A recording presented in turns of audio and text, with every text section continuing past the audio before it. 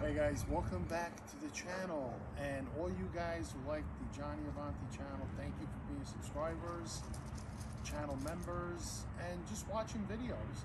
And this behind me is my 2008 Defiance 220ex.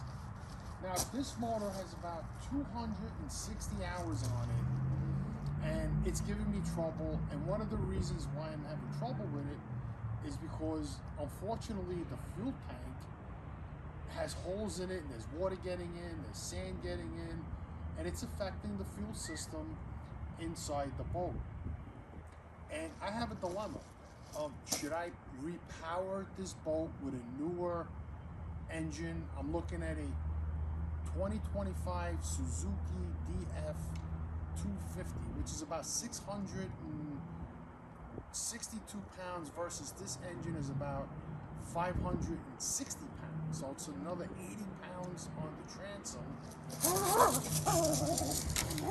Okay, so I found a motor, brand new motor for a good price. So the whole repower is going to cost around $20,000. Changing the fuel tank, because you got to cut the deck on these boats, is about, it's going to be about maybe $5,000. So that's $25,000. Is it worth it spending the money, fixing the boat, or just selling it and taking the $25,000 and buying another used boat? Because with the money that I get from this, let's say $25,000, $30,000. There it is. This is the main ship. You know, it's got some scuffs and marks. It's not a leaky boat, although I really haven't used it because of the engine problem that I've had, and I think it's due to the fuel tank. Now it's really a sad thing that, you know, a company like Defiance would put a seal an aluminum tank that is prone to rot away underneath the deck, where if you buy a Grady White, all Grady Whites and a lot of other manufacturers, they have an access panel to the fuel tank, and you could just open the panel, remove the tank, and you know, you could put a smaller tank, or you can put the same size tank that may whatever, but it's just an easier fix. You don't have to go through the trouble of replacing the fuel tank. So here's the deck. This is the dilemma. You got to cut this whole deck up, and it's really sad. And I think a lot of the water comes in from this center hatch, because for some reason, you can see I put some silicone around that to try and keep as much water out as possible. And then a lot of all the salt water comes in from there, and that's where the fuel hose is. So the water flows in, the salt water, the wash down, and boom, gone. So I had to change the wash down pump because that thing rotted away. This hatch needs replacement. The handles, I think you could replace the handles. The hatch itself is in good shape. I would have to take the hatch off and reseal it so it doesn't leak inside, but that's not the problem. You know, the problem is the tank being under deck, and no one will know to clean it. And the way you would clean this tank under here is removing this hatch, take that box out, removing the other hatch that's under that box, and cleaning it, just spraying it down with water once a year, and getting all the sand and shit that goes on top of the tank. So I can't even tell if the tank is rotted on the sides or there's holes in the bottom. But mostly once the tank starts to rot out, it's probably rotting on the bottom too. I don't smell any fuel. There is fuel in this tank. I can try and get away with it with bringing this motor to a mechanic and having them go over it, check the fuel injection system and all of that stuff, and maybe repumping the tank out and trying somehow to clean it. And that's the big problem with Defiance. And they steal all these pilot house boats. seal the tank in the deck. Now, Defiance now claims that they use a poly tank with charcoal filters. That's another fail spot, you know, in the future for people, and that's because of the EPA. But you could take a look at the boat itself all around here. I mean, it's in decent shape. I mean, for 2008, I think that the transmit's solid, but the poor guy who owned this boat before me didn't get much use out of it because the fuel tank rotted out. They bought it brand new. The guy had it since 2008. His wife told me, oh, this is nice. This, I think, just happened. That's my fault. But, you know, a little something would fix that. But again, that's a 2008. So, you know, you have to expect this, right? But the poor guy couldn't even use his boat. He paid, I think, 50-something thousand for this. And then the fuel tank rotted. And he's probably had nothing but fuel issues ever since. You know, this is from the trailer. I just got the boat out of the water. And the guy who loaded it on the trailer scratched that up. So if I do fix the fuel tank, I'm going to have all this done. Have the guys, like, fix this. This is from the original owner docking the boat, slamming into shit. You know, and that's just people do. But that's nothing. This is an easy fix. You know, the fuel tank is a major issue. You know, I think Defiance should technically help their customers out somehow. Because I called them up and I asked them. I said, you know, is there anything you can do? He goes, nope, you're on your own. And I think they would know that the tank would rot over the years. You know, and you'd have to spend the money ripping up the tank, tearing the boat apart. This is the boat. I mean, it's a nice boat. It's enough for, like, a guy like me. It's a perfect size. You know, so this is the inside. The inside held up pretty good. You can't argue about that. You know, everything held up good in here. You know, except like the seats. But the seats are in good shape. But then again, the guy who owned this boat before me probably didn't get a lot of use out of it. Over the years, he must have had insane engine problems because of the fuel tank. The water getting in the tank and just causing havoc on the boat. You know, this is just, you know, the 4 seating arrangement is pretty good. You know, other manufacturers give you a bench. You know, that has good parts and bad parts. I've seen Steigercraft give you like 2 captain's chairs and then no one else can sit inside the boat. I have actually a new Helms chair.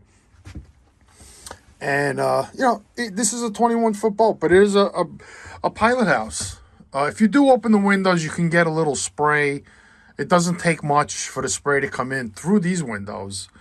And another thing that broke was these handles broke off.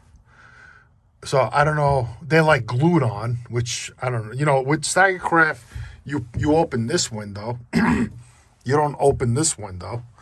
And it fell off on that side too. Now, the reason why I would think they fell off is because the guy never maintenanced in here by cleaning the track and lubricating it so the window slides nicely. You know what I mean? And you can see how aluminum pits. So there's really, you know, I don't know how to explain it. Like, this is what happened to the tank inside. It just pitted. And over time, the moisture, the salt there, just rotted out the tank and it rotted out the boat.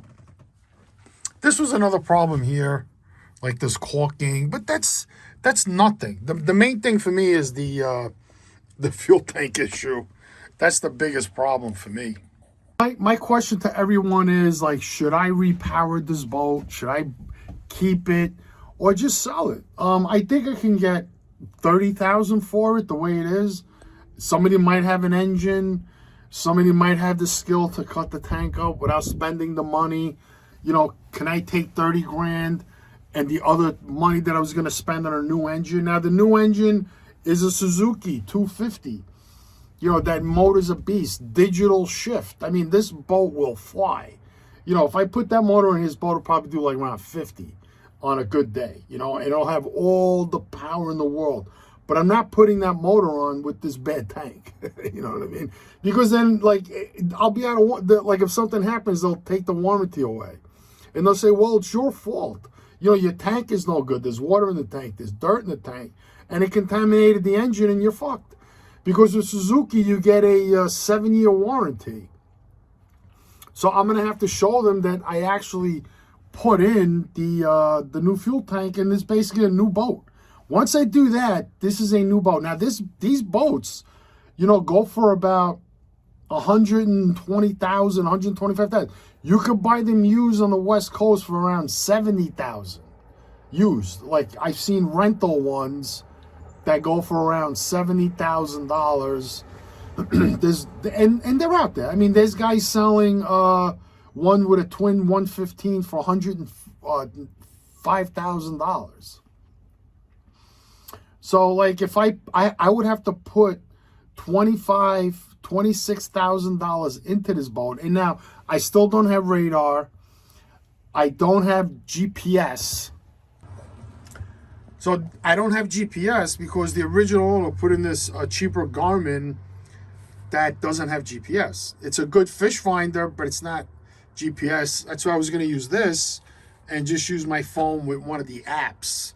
And, you know, and one time I did see a boat that was the same year, same everything, and the guy was selling it for $44,000 with everything on the boat, everything. I mean, if I could have got that boat for $38,000, but then again, did he replace the fuel tank? Was he having fuel issues because he didn't want to rip up the fuel tank? I don't know. What's going to happen when I rip up the fuel tank? Is the fuel tank, the guy who does the repair, going to do a good job? This is a very easy boat for one guy because, you know, basically I'm gonna go up on myself. I don't really want a 25-foot boat. I don't want a big boat. I don't want a 21-foot, but the Sega Craft's 21-foot boats are not that small. They look pretty big. And they have that huge transom with the fish boxes in them. This doesn't have the big transom on the back, so it gives you a little more fishing space or deck space. Because the guy did have 2 big deck chairs on here, and you could fit a lot of people in this boat. I mean, you can. You could put 4 people in the back, no problem. 4 people in here, and go out and just have a nice day. You know, maybe not 8 people fishing. I don't think I would fish 8 people on here. Probably 4, 6, the max. You know what I mean? With guys who are not going to get on the way of each other. So that's my whole dilemma. I mean, I did find a cheap motor. Now, the other option is get a used F200 250 or an F200. Everybody says don't get the 200 horsepower because you're not going to have enough power on the boat, this and that. So the problem I'm having with my motor is it's not getting me on plane. Now, I think it's probably a fuel problem. Now, the one thing I can do is take this motor and have somebody clean out the fuel injectors, change the spark plugs, and maybe the boat will get on plane, and then I'll just keep the boat as is. I'll try and see if the fuel tank holds pressure. That means there's no holes in it. And there's no way of me like painting the inside of this tank because I can't get it out. You'd have to get it out. There's no spray. There's a tiny little hole for the fuel pickup switch for me to get in there and clean it. But I did go in there with a camera, and it seemed that, you know, it cleaned out the old fuel. I could do that again. That's no problem. So that's been done. So you guys, let me know what you think in the comments. If I should repower the boat and just sink more money into it, because I'm never gonna get my money back. You know, once I put a motor on, like if I put a 250 on here, I could probably get, just because of the motor in the boat, $40,000. So I'll be breaking even. I'm never gonna get my money back for the fuel tank. You know, the boat would have to be like immaculate, or these boats gotta go up exponentially in price. Like a Steiger Craft 21-foot, I seen it at a showroom with no trailer, $116,000.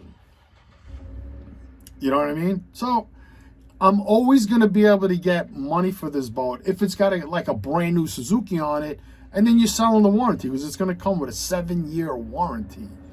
And then who knows, I'm thinking like maybe the engine's going to pull the back down because I need new scuppers because the scuppers are old and water gets in from the back, from the plastic scuppers. I'm going to have to get new scuppers so I don't get water on the deck. And, you know, you got to keep all the water out of the tank. Now, the new fuel tank is going to be aluminum again, maybe a little thicker than this, but it's going to be coated and painted and all of this shit. So if water and salt does get on top and sand of the fuel tank or around it, it's not going to rot away. At least not right away. Maybe in 20 years it'll rot away again. But, you know, in 20 years, will this boat be around? Will I be around? Will we all be around? Who knows? So thank you for watching the video. I'm JohnAvanti. God bless you. Have a great day. And peace out.